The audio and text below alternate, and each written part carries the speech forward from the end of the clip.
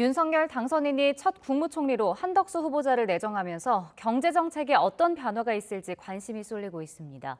일단 문재인 정부 초기의 대표 정책인 소득주도 성장은 폐지로 가닥이 잡힐 전망입니다. 경제정책이 어떤 방향으로 바뀌게 될지 조태현 기자가 전망해봤습니다. 문재인 정부 출범 초기 경제정책의 핵심은 소득주도 성장이었습니다.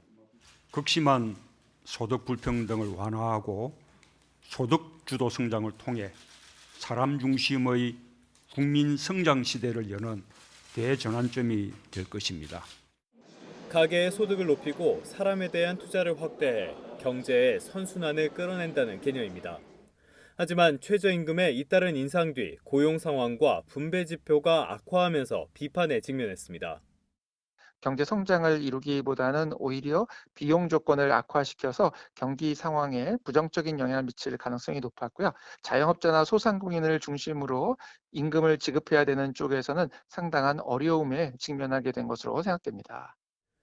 정책을 주도한 측에선 보수층과 자유주의 경제학자들의 근거 없는 비판일 뿐 적지 않은 성과를 냈다고 자평했지만 그동안 많은 언론에서 이야기했던 예컨대 최저임금 인상, 소득주도 성장 정책이 하위 일본의 시장 소득을 감소시켰다는 것은 어디에도 나타나지 않는다는 것을 확인할 수가 있겠습니다.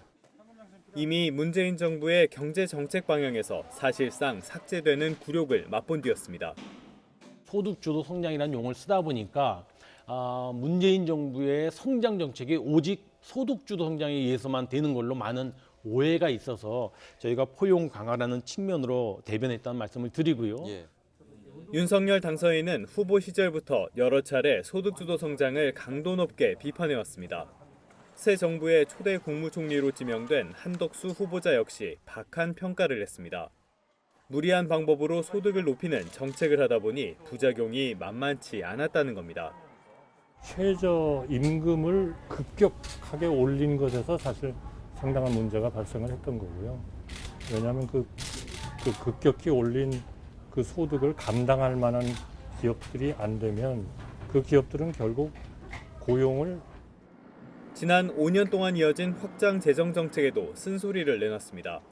재정 건전성이 없으면 중장기적인 안정을 기대할 수 없다며 재정을 신중하게 활용하겠다는 생각을 내비쳤습니다.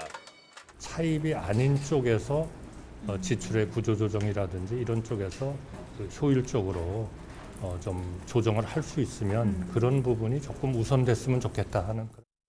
윤 당선인의 탈원전 정책 폐기에도 동의한다는 뜻을 분명히 밝혔습니다.